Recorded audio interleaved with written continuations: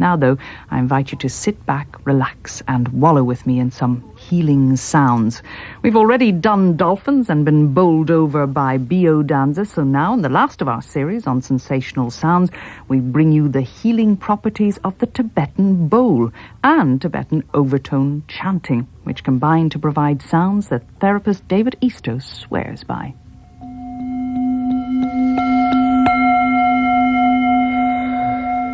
At one point there were tears pouring down my cheeks and I felt very sad. And then it was like literally a burden being lifted off, as though the weight of all this sadness and emotion had been cleared just by the sound alone.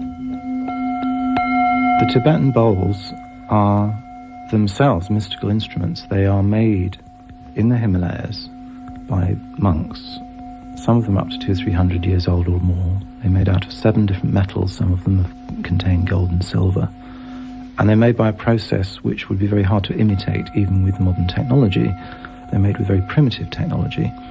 But they do have the capability of producing what I would call a magical sound. My name's Judy, and I had 2 whiplash injuries from car accidents within 3 months, about 8 or 9 years ago.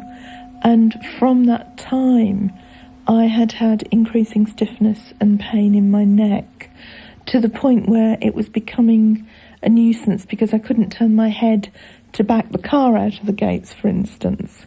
And my chiropractor couldn't get an adjustment in my neck.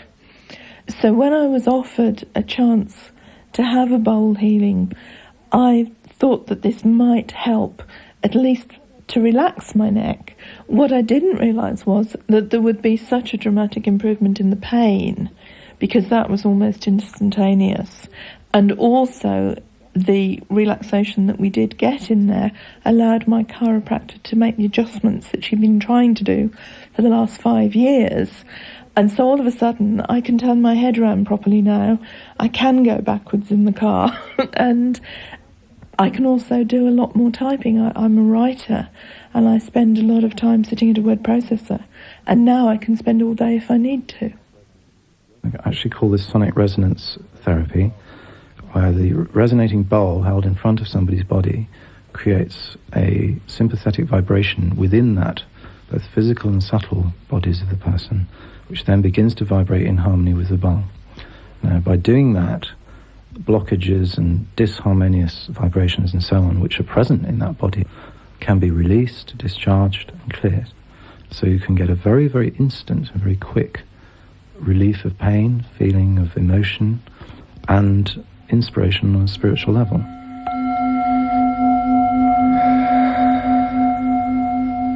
Now I'm going to bring the bowl round and I'm going to use it on everybody one at a time. And as the bowl sounded in front of you, just breathe the sound in as though you're breathing in air. And as you breathe out, just allow a sigh to come from you. Just allow some noise to come from your mouth. And as the bowl goes round other people, be aware of how the sound changes as it goes around the room.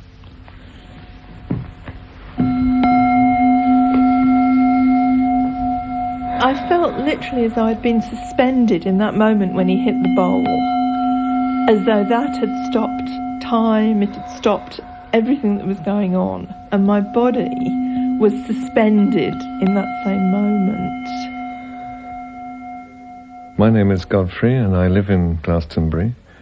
I work in education, which can be a fairly stressful area, and I would hope that a music therapy session would enable one to lose some of that stress.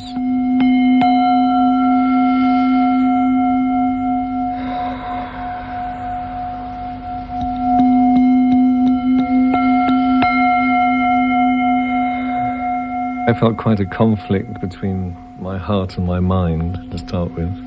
In my heart, I wanted to be positive about the experience and to join in what was going on. In my mind, kept on saying, this is a load of mumbo-jumbo and I don't really want to be here, do I?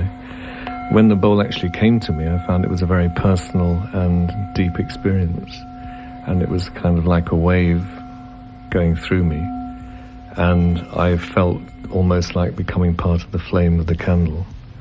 And so it was a much more vivid and much stronger experience than skeptically I had thought before it would be.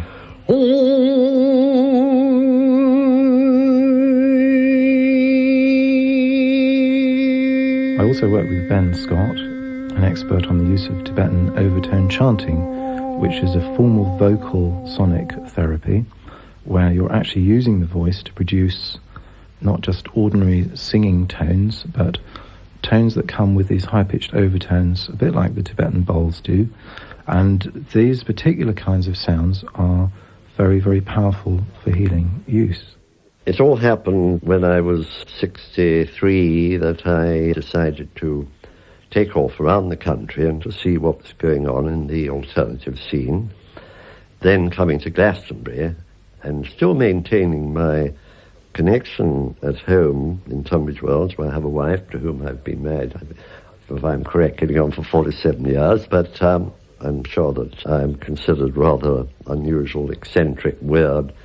I'm sure amongst our bridge friends they wonder how this has come about with me.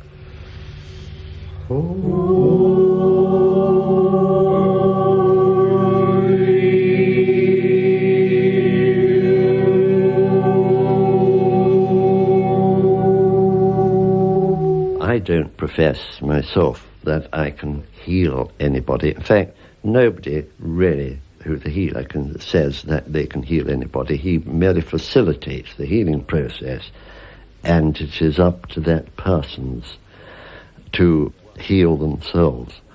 One can perhaps combat any negative energy and promote a positive thinking about the condition, which will speed up the process of recovery.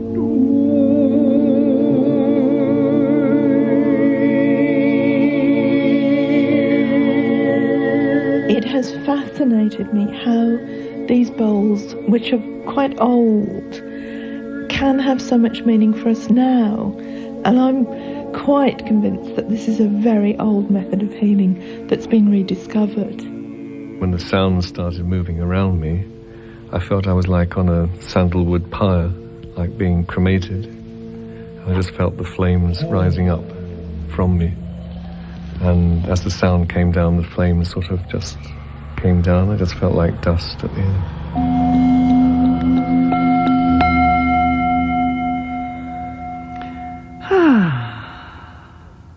They've had to give me an electric shock to wake me up. It's undone all the good of that tonal therapy from Tibet.